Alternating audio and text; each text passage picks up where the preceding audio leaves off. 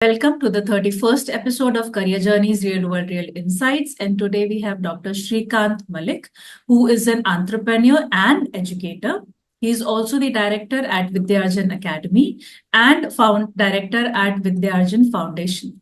Dr. Shrikant is an enthusiast about AI, analytics, and ERP.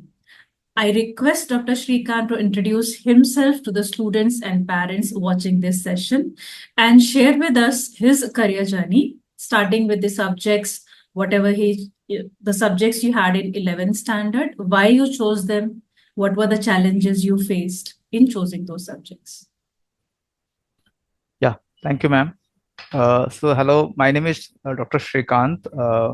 And as my ma'am said, I run an institute called Vidyarjan Academy, where we offer skill development workshops because we found that many graduates, and for the matter, in professionals also, so they have a challenge in terms of how do they grow in their career. Many graduates also have a challenge in getting their first job. So we offer workshops more to deliver them industry relevant skills which can help them to get their first job, and if they're already working, then to get them promotions and to increments in the career progression in their job. So that is our focus. I am my education background is basically I'm a B computer from Mumbai University. Then I did my MBA from IIT Bombay, and I done my PhD in from NMIMS University. I basically did engineering. So after 10th, I went for science. Those days, there was no CET kind of a thing. We used to have physics, chemistry, maths marks. So I scored good on that and could get an admission in computer engineering. That time, it was a very emerging area. It was not as well known. I'm talking about 1997. And then entered IT industry, which had just started booming.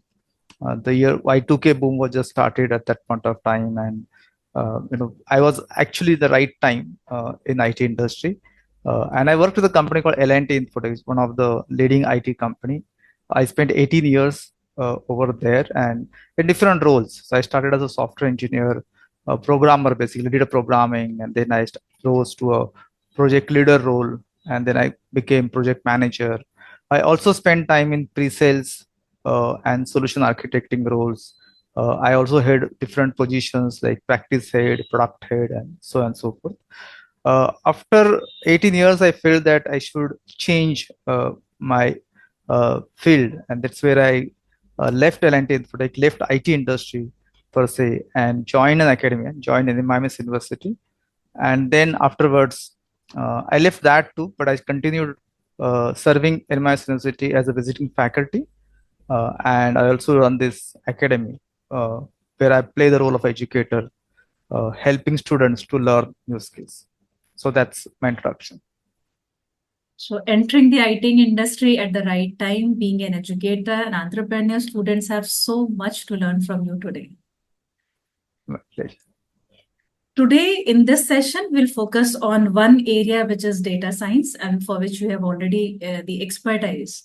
So students want to know, what is data science? Yes.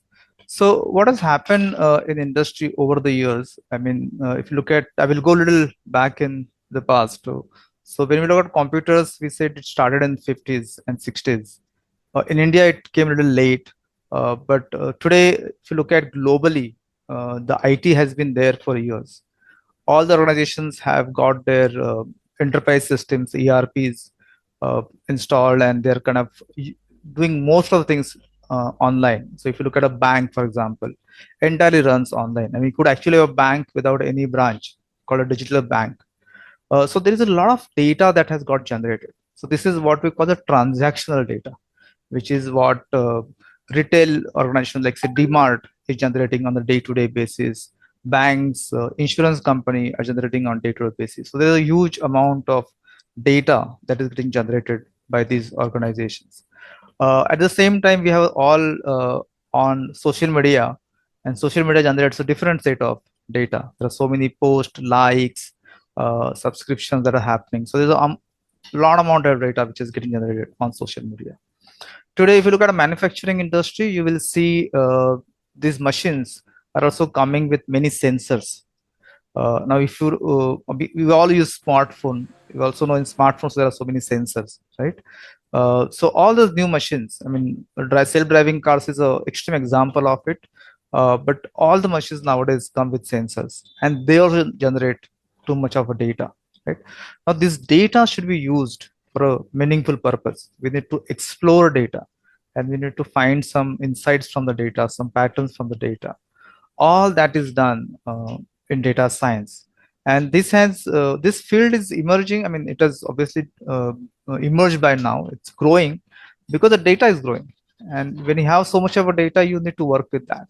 So it's a very interesting field which is started a decade back, and I generally hope that it's definitely going to grow further also. Right. So data science is capturing all the data available at various locations. It can be phone, it can be retail outlet, or it can be maybe a pharma company or a medical store. Yeah. Right. So if a student wants to enter into this field, what are the various work roles available?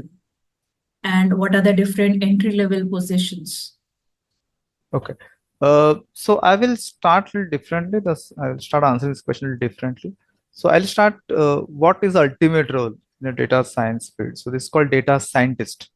So I'm sure you might have heard this term, data scientist, who is the person who is supposed to be, expert in multiple fields. Typically, anybody who's working in data science need to understand business, because it's all business, about all business. So you need to understand business domain, what we can say. Suppose you're talking about insurance data.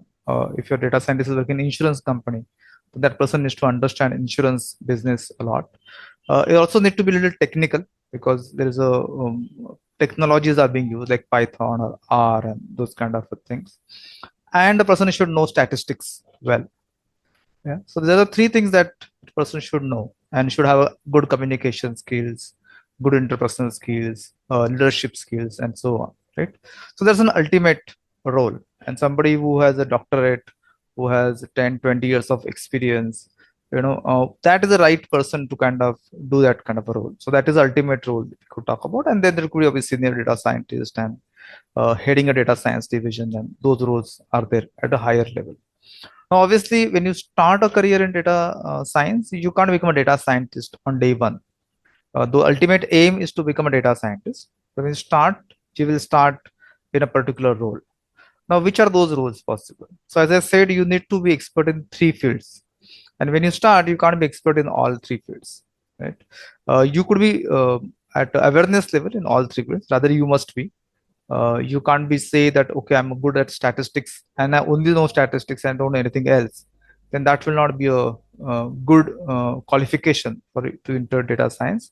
But yes, when you enter, you may start with statistics as a skill. So if you're MSc data science, MSc statistics, or BSc maths, that's a good qualification to enter data science field. Many engineers, computer engineers, enter this field, and they come with their technical skills, and they become aware of statistics, and they also understand the business. So that's another route to enter this field. Third is you could come with a business knowledge. So if you're an MBA student, or if you're BCom, BBA, BMS, if you have that kind of a qualification, and then you enter and learn either programming language like Python or some tools, or learn some basics of statistics, then you could enter that route also. So you could take an entry from either route. The work roles would differ. So somebody who comes with technical background could be more of a data engineer role. So you could have that kind of a role. You may be a statistician to begin with, or you could be a data analyst to begin with, where you are more relying on your business understanding. So you may start with different workloads, which are very specific to knowledge or skill that you bring to the table. And then as you grow in it, you will acquire other skills, and then ultimately become a data scientist in an organization. Right. So a person entering either from engineering route or an MBA route, or maybe a normal academic routes of maths and statistics, either three of them can enter into this field, and they work as data engineer, data analytics, right? Yes. So when they're working as data engineer or data analytics, is the work role same and designation different? The workload is different because what happens generally is that there's a team of people who work together on a data science project. So there are different skills that are required, and that is where the specialists are hired. So let us take an example of a company who's starting with a data science project. So definitely they are looking at people who understand the business problem. They're doing a data science project to understand a particular business problem or an opportunity. Let us say there's an opportunity in market, the new product we could launch, or there is a problem with the customer feedback. That is a typical use case that there is an issue with there is a customer feedback which is not very encouraging, and you want to explore it. You just don't want to say there's a customers unhappy. Who are these customers? Why are they unhappy? So you need people with business understanding, and that is where the people who are analyst, business analyst, or data analyst would come in. Now, when they're collecting data from different parts of organization, and sometimes external data is what they're acquiring, then they need data engineers to work on it. So to get the data. So data engineering job is more like a plumbing job, we call it, where you need to collect data from various places and get him in the form which could be used. And then the data analyst can work on it, clean the data, and the statisticians people can actually figure out which statistical techniques to use, which quantitative techniques to use for building the models out of that data. So there are different roles with their own specialization, but since they need to work collaboratively, one needs to be aware of what others are doing. So if I'm a business analyst, I need to know what is statistics all about and what are they doing, or I should know what is Python and what can be done there. So eventually you may acquire all those skills, but at least beginning level, you should be expert in one area and should have awareness in other areas. So students with expertise in any one field can enter, then along with collaborative learning and add-on qualifications, they can learn the other areas and then grow in the ladder. And Yes. the topmost position is data scientist. Yes, that's correct. Does the work role remain same across industries or it differs? So from a statistician perspective, the core work is statistics, different algorithms that needs to explore. So it is somewhat domain agnostic, but as I said, that person should be aware of the industry in which he or she is working. So if he's working in an insurance industry, then he should be aware of what is insurance, how the insurance industry works. Same thing with the technical people also.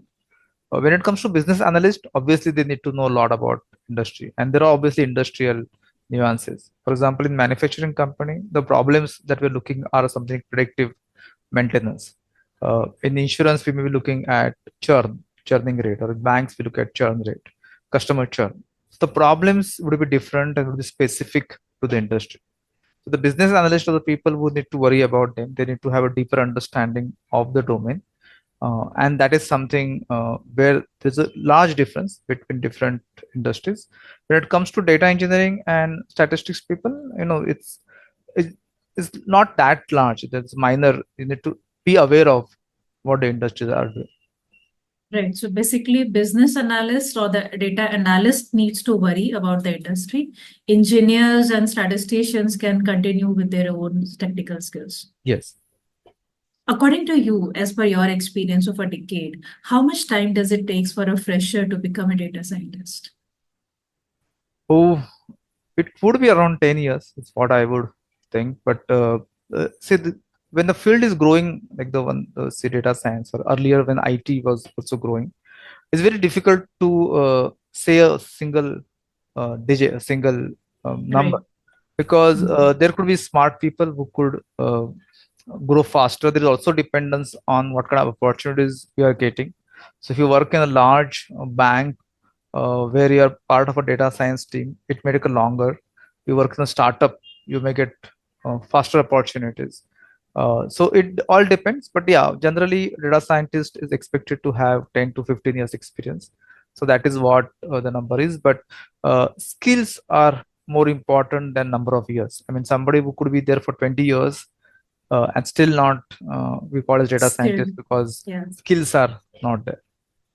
So passion and willingness to learn the skills and then growing researching and then developing Yes. oneself. And this is a pretty dynamic field, so you need to keep on learning. That is something very important here. So you can't be rely on what you learned once and leverage that for longer time. So continuously upgrading oneself with the new trends and maybe softwares or whatever new thing is coming up. Yes. Two questions related to the same. One related to skills, I come later. First one, when a student enters and then they start growing. So what is the approximate pay packages they can expect and how much growth or increment they can expect year on year? Again, it is very difficult to come with a number, but these are best in the class. I mean, today, one with a similar qualification and working in the data science industry will obviously earn more than others. It obviously goes along with the fact that you need to be more competitive in the market, because there are so many people who want to join this industry, growing industry. So there is always a competition. But pay package is very difficult to say, but definitely they're better than average for sure. So coming back to the second question, skills. Now, skills we have already spoken about few lines of them, some of the technical. In detail, if a student wants to enter into data engineering or data analytics, business analytics, what are the technical skills they should be learning before entering the industry when they are studying their subjects? And what are the soft skills they should be practicing? Okay. And from where can they learn? Okay. So from technical skill perspective, yes, there is Python, which is nowadays more popular programming language. So earlier when data science was, people are hiring, used to hire people with, say, R programming language was also very popular that time. And people used to use different languages per se. But today, people talk more about Python as a programming language, SQL for accessing database, because a lot of data is in relational databases, where most of the transactional data in companies is in relational databases, which can be accessed using SQL. So SQL is another language that one could learn. Python is an interesting language because it is used for multiple purposes. So it is used in data science, used in AI, artificial machine learning, AI. It is also used for network programming. It also used for web application development and so on. So it's a very multi-purpose language, and I see it is being taught in school nowadays.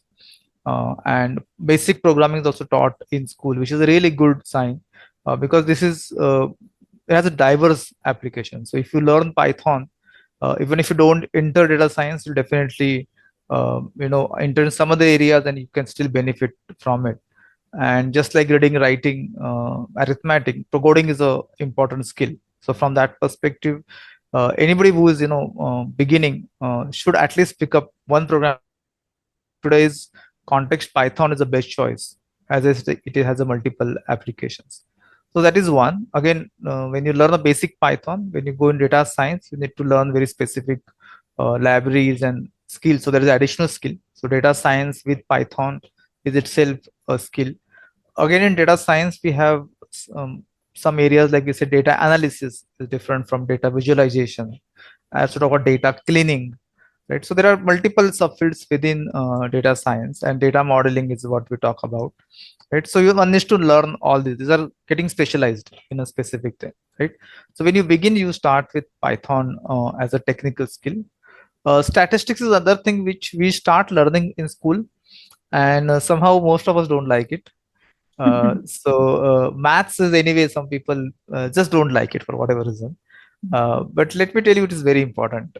And in engineering, obviously, maths is important. Data science also very important.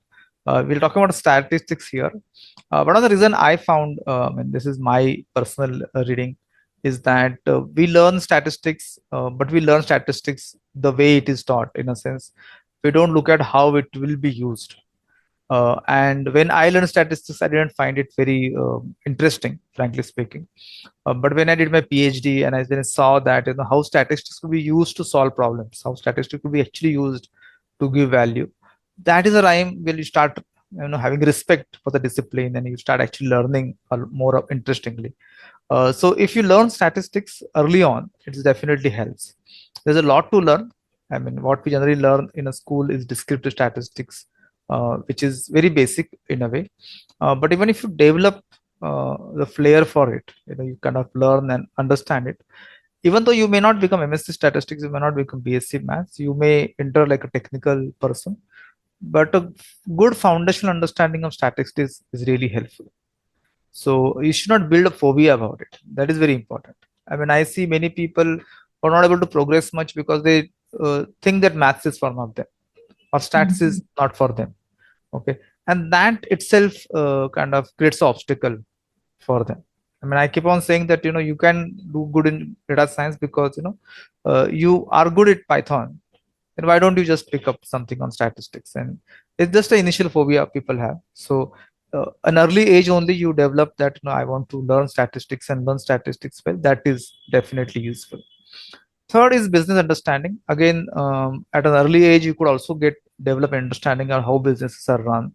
I mean, for college students particularly, just not look at what is being taught in textbook, which is very, very important. I mean, I don't want to say this. A lot of people make that statement, but I don't really agree that theory is not important. Theory is very important, but just theory is not important. Right? So if you know what are the different business organizations and all that, you should also know which are the real companies and what do they do and what are the challenges and so on. So you should also be aware of exposed to business world. These are the things that once you start building, maybe you will find your more interest in technology, or you may find more interest in stats. You may find more interest in business. That is a what you can say is a specialization that you start with. At an entry level, starting as a specialist has two benefits. You can get an entry faster. You also make more money with a specialist role because you are delivering value. So tend to make more money with that. And once you join, then you can grow and get into other fields.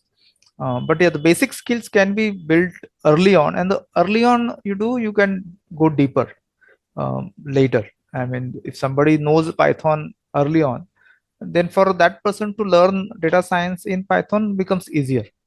You don't need to learn from scratch. I mean, there are I know there are commerce graduates who also started learning programming after 3 years after doing graduation, but that delayed their career progression. So one could start early is what I could suggest. So when we say early, it's during graduation or during their first year and second year of the 11th and 12th standard, or even before that. What is your understanding? As I said, Python is being taught in school, and if students take it seriously, maths is obviously taught in school, right? So yes, I mean, if somebody wants to do data science, career data science, then they should learn maths and Python when it's a programming language. They should start learning, start developing interest in technology. As early as possible, always better because then you can actually progress faster. At an early age, you can become a data scientist if you have a good foundational knowledge of all these disciplines.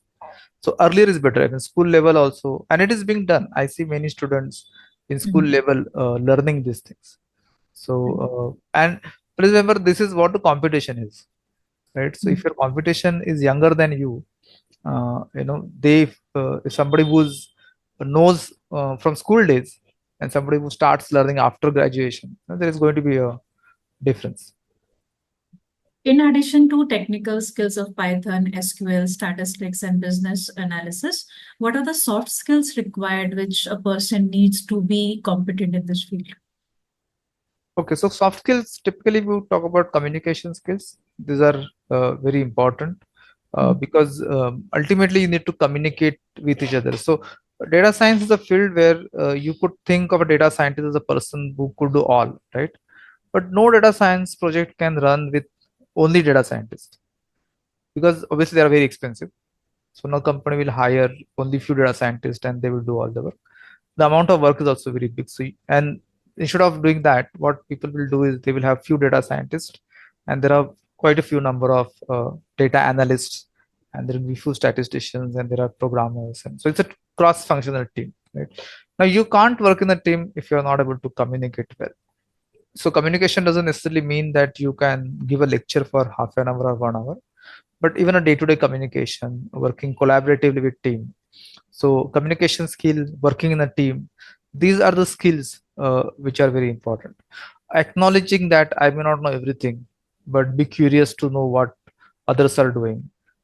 Building some basic knowledge so that we can talk their language. Right? All those things do matter. So soft skills are important, but they're as important as any other field. I mean, there's no exception as such. Only point that I may want to emphasize here, sometimes I see people saying that I'm a technical person, so my communication skill is weak. Now that is something justification I don't agree, because I actually interact with many engineering college students, and whenever I say that you should improve communication skill, the general reaction is that no, but I'm very good in technology. I said that's not an excuse in itself. You should be must be good at technology. That is the requirement. That's a core requirement. But you should also be good in soft skills. So those are important. So basically, their mindset needs to be changed rather than saying, I want to stick only to the technical roles. If you want to grow up the ladder, you need to move out of your comfort zone and start working on your communication skills as well. So together they can help you to grow the ladder.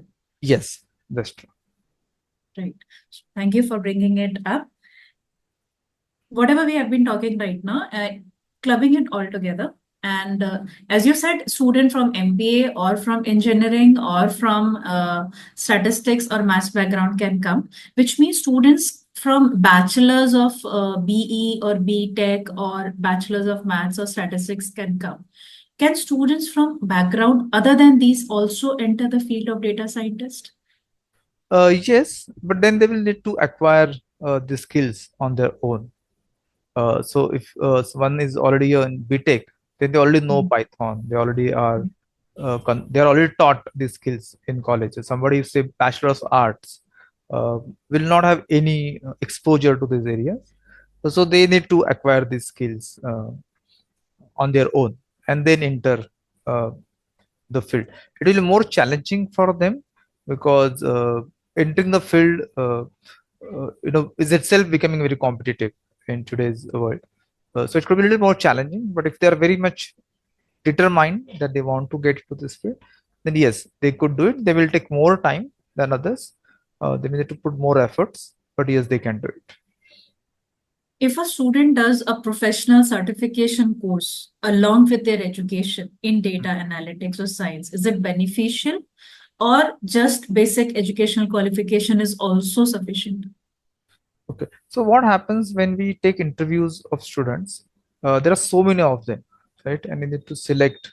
So generally, all recruiters will have some kind of a filtering criteria, right? So because obviously there are so many people who want to work in these areas. So when we apply filter, we will apply. So ideally, there is no qualification per se is needed, right? What we are looking for skill, but it is very difficult to filter people on skill, either to assess their skills. So generally, recruiters will come up with some kind of a criteria where they say you should be a B or B Tech. And then once you have that filter applied, majority of people will go away. Then there will be B Tech. Then there are so many of them who want to work. Then you will say, okay, do you have any certificates? And then they apply second filter. So the educational qualification and the certifications are not required for the work role per se in terms of working, but they're required by the recruiters to filter people out. So, and this is a system like that. You need to kind of go with it. So if you go without qualification or without certification, it will be difficult to get a job in a reputed companies. Right. So education plus certification helps you not to get eliminated in the selection process. Yes, that's true. From where they do the certification, is that also relevant? Okay, so it's a little tricky question because right now what is happening is many institutes they've just started offering, like for example, you have BTech in data science, those kind of things. They're definitely good. Again, I'm saying very specifically that this is not what is required for doing the work, but this is required by recruiters. So where do recruiters go? Recruiters go to colleges where they see BTech data science. Okay, so they will take. So that is a preference. or they will go to MBA business analytics specialization. So they'll go and hire them. So these are the two places, and they will go to say maths departments, MSc, data science, and those. So these are the places where you will see the recruiters are going and getting their students. I mean, to as a freshers for entry level. If you're outside of this pool, then there's the challenge that I said is more from the recruiter perspective. Once they go to these colleges, then again they will have note filtering. So typically nowadays, if you have some additional certification from say government organizations, institutes, like for example IITs offer certification programs, then that is considered more valuable by recruiters. Okay, I'm again mentioning that. If they are offered from some academic institutes, then they're again preferred. So it's a recruiter's perspective on what they should recognize. But there are some undisputable organizations, like for example, IIT Madras offers a course on data science, BSc data science, which can be pursued along with your regular education. And you have a possibility of taking a certificate or a diploma or a complete degree from the same program. Now, these are obviously reputed ones, and they definitely add more value. There are also online platforms which are available, like Coursera and Udemy. Those also people do consider. However, as a recruiter, also we know that additional certification, something beyond, say, IIT or something beyond academic institutes, has a challenge that we are really not sure how good you are. So they help in a way, but that itself is not selection criteria. So you will be hired or they will be tested again. So because what has happened recently also that many people go for these online certifications and just somehow manage to pass the certificate, right? Because there is not a very rigid evaluation mechanism over there. It's more of a trust basis that they evaluate you. They ask you to submit assignments, but they don't verify whether you did it or not. So there, I have challenges there. But yes, they at least show that you are taken initiative. I say this that if you do a certification program, it shows that you are serious about it. Your intent is clear, that you are not just saying that okay, I have a basic qualification, now hire me and then you train me, or I will learn later. Instead, you are basically telling that I'm very serious about it. I'm going out of my way to get the certifications. And when you ask me questions, I can answer about and I can demonstrate. So that is something which is happening. There is one more thing which is happening in data science world is people are building their own project portfolio. So there are websites like Kaggle.com, other website like GitHub, where you can showcase what work you are doing. And that is what you can also put a link in the resume. And this is considered to be a much better way to prove that you are serious about your work and the quality of work you can showcase instead of showing the certification. So certification has a value, but that I more see as a signal to the recruiters that we are serious about it.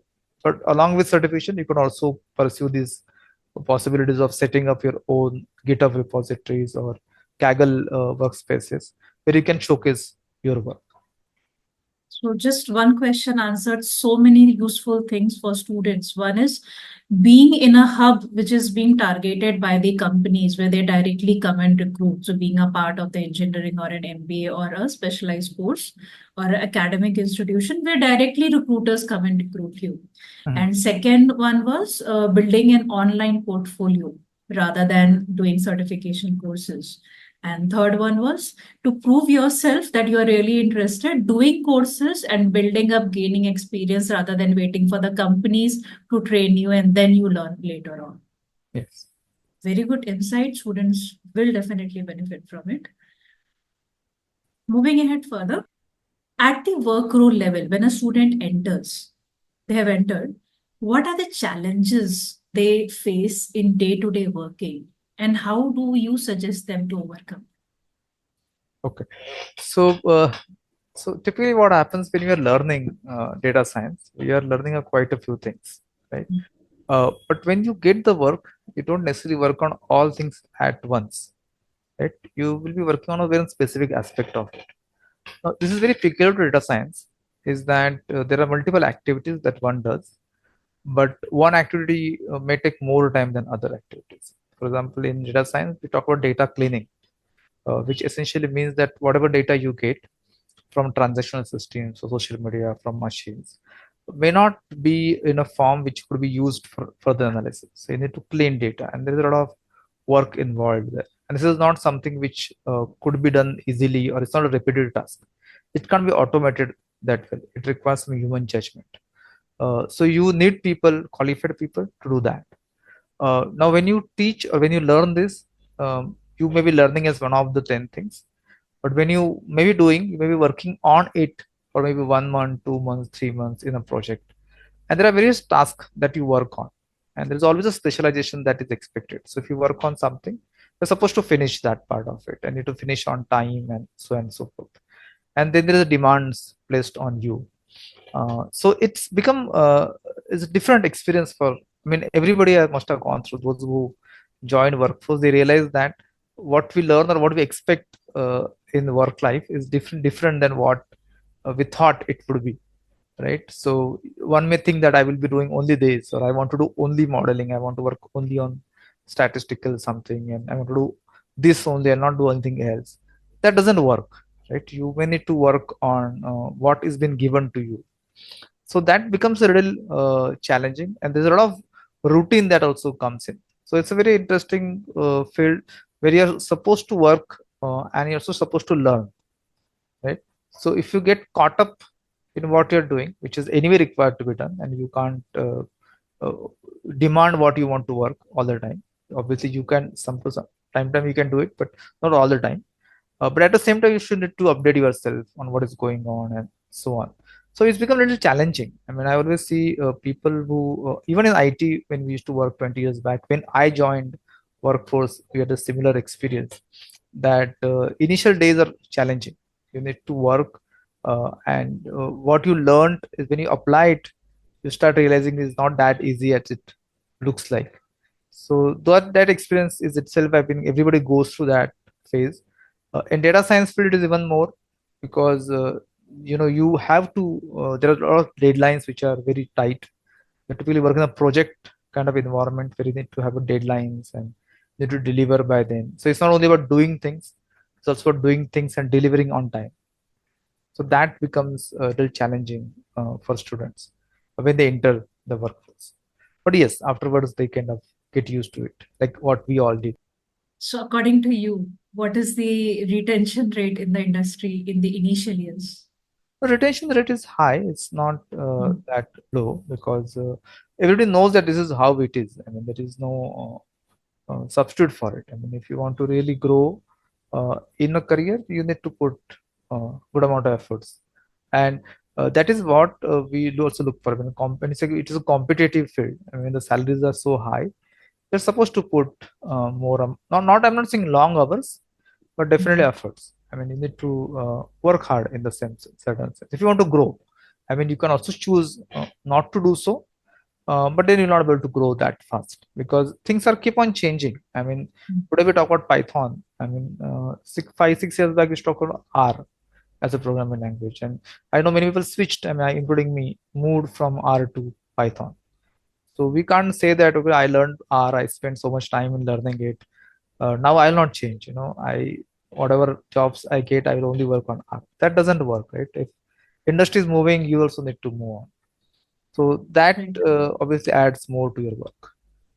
So doing routine work, finishing their assigned task, and then continuous learning, having curiosity, willing to learn new skills. Yes. Right? That's what is students, or these are the common challenges students need to be mentally prepared and learn. Opportunities we have discussed, like from data analyst, then you slowly learn different skills, and then we move on to data scientist. Any other level available in between? No, generally it's a teamwork. In today's project work nowadays, people are not talking to in a hierarchy there. So you are individual contributor in specialist kind of a role, and then you have a team lead kind of role. So it's a more of a leadership role, and then you become head of department or things like that. So there will be maybe 1 or 2 levels there, but essentially the specialists are important. because they need to. So individual contributor roles are important, but you obviously look forward to assume some leadership ability, positions in any organization. That's the growth will happen. So growth would happen largely vertical, but you may also do lateral. That, for example, you join as a statistics MSc stats person, but you develop interest more in programming, and you may move in that area. That also could happen. So I've seen many MBA students started getting into technology field, or many technical students, engineering students actually get into business analyst. Cross-functional. So yeah, so that lateral movement also happens. Right. We all know data scientist is a booming career, but from your experience, we want to know what is the future of this, What is the future of data science it is high, as I said, as a career? as a career it is high because this field is going to be there as long as the data is there, right? In So all industries? yes, in all industries, more so in industries where more data is there, or let's say banks or insurance companies or manufacturing companies, which are more high-tech manufacturing companies. That field will be there. One future direction that could be there is if you now hear the term data science, you also hear the term AI, artificial intelligence, or you hear the term machine learning. Now, why it is so? Because these are very related fields. So when we use data science, when we say data modeling, what are we doing is basically we are using what is doing machine learning also, right? So machine learning, data science, predictive analytics, these terms are very, what you can say, very interrelated terms. So maybe somebody who's used to call as a data scientist or a data engineer, could call himself something differently, but the role will remain almost same. Right? So machine learning is some people call it ML engineers. It's a very similar role to what people do in data science, right? So there could be different, what you can say, different roles could be renamed, rebranded. Some adaptation would happen over a period of time, but at the core of it, it's all about data, which is growing and which needs to be used, which needs to be leveraged, and that is the essence of data science. Yeah? There could be, as I said, the changes will keep on happening. Like earlier, people used to talk more about R programming language. Now they talk about Python programming language, right? So these things will keep on changing. We in data science role, we earlier there used to be only data science role. Now we will talk about expert data science scientist. So data scientist role. So now we will talk about expert data scientist and citizen data scientist. Now, what are these mean? So expert Yes, data what are scientists these? are the ones who are what we refer to as a data scientist. Okay, but as I said, these are the people with doctorate and 10 to 15 years experience, very versatile skill. Now there are very few people to get of that nature, right? So you have this new role called citizen data scientist, who are basically junior data scientists, if you can call it in a very simple English, right? But obviously we like to use a better words for it. So we use citizen data scientist. So such adaptations, such variations will come, but as a field, it has to be there because all the businesses are running with data, and as we say, data is a new oil. This is happening. So we don't see it will get renamed. It will vary. I mean, there will be variation that will happen, but as a whole, the skills that you have there will continue in demand. Right. So any student who has a keen interest in maths, statistics, engineering, business, working with having a business mindset, having some basic technical skills, soft skills, and then having a growth mindset, curiosity, can work in this field and grow. Yes. Yeah. Based on your experience in IT and data science, we want to know the three advice you have for the students who are still in school 9 to 12 standard and they want to enter into this field. Okay. The first advice is that don't get fear of maths. Okay, because I see many students dropping maths, and obviously some boards do allow you to drop maths. And once you drop maths, it becomes difficult. I'm not say impossible. It becomes difficult to get back to it again. You can always go back to it again. There's no difficulty in that. We're talking about statistics here, but in general also data science also makes use of maths also. So that's a one for school level. I would generally say that don't drop or don't hate maths in a way. If you don't love it right now, that's fine, but learn it. so that once you start using it, you will actually love it. Okay, so that is for sure. Once you start using it, those people who use statistics, they really like it, right? But if you build that negative feeling about it, then it becomes very challenging. At a school level, I will suggest that if you want to do career in data science, I'm not saying it's not for everyone. If somebody is going in other field, then that could be a different advice. But if you're looking at doing a career in data science, and whatever route you take, whether you go technical way, you go maths way, or you go business way, knowing maths is very important. At school level, you should definitely do that. Second is pick up a programming skill.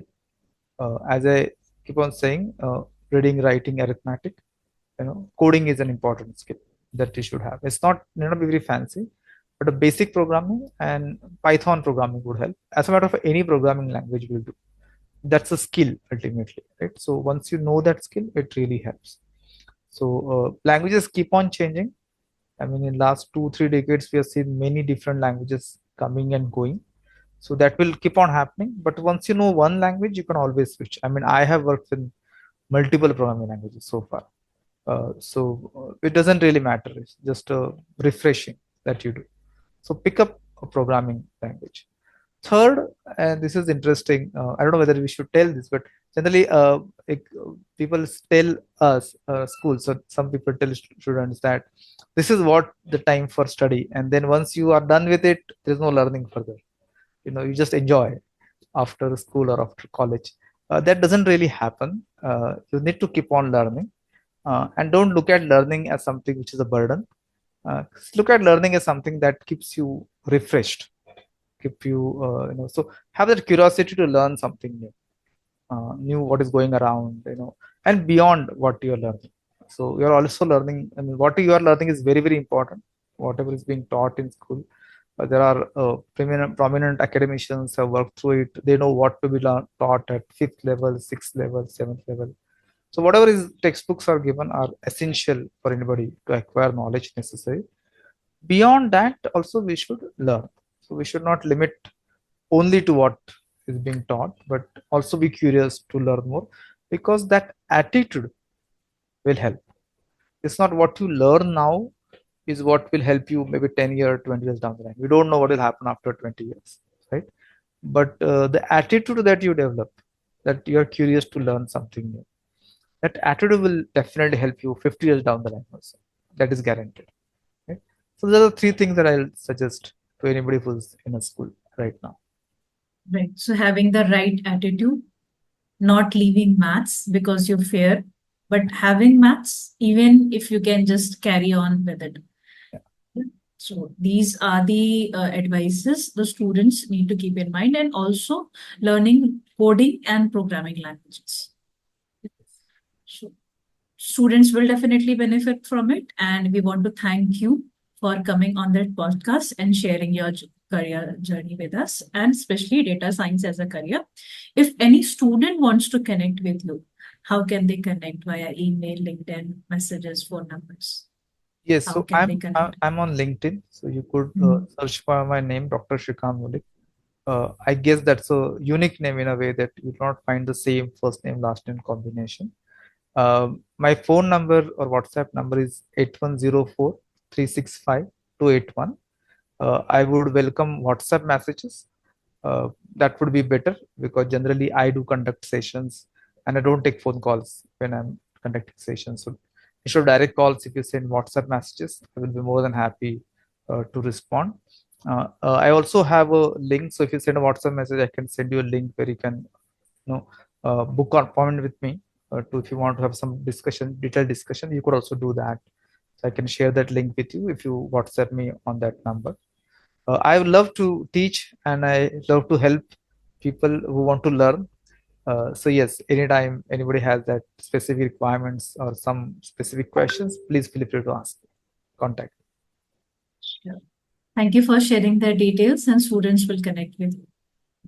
Yeah, thank you. My pleasure. And those who are still watching, please do not forget to like, subscribe, and comment for the video. Thank you, everyone.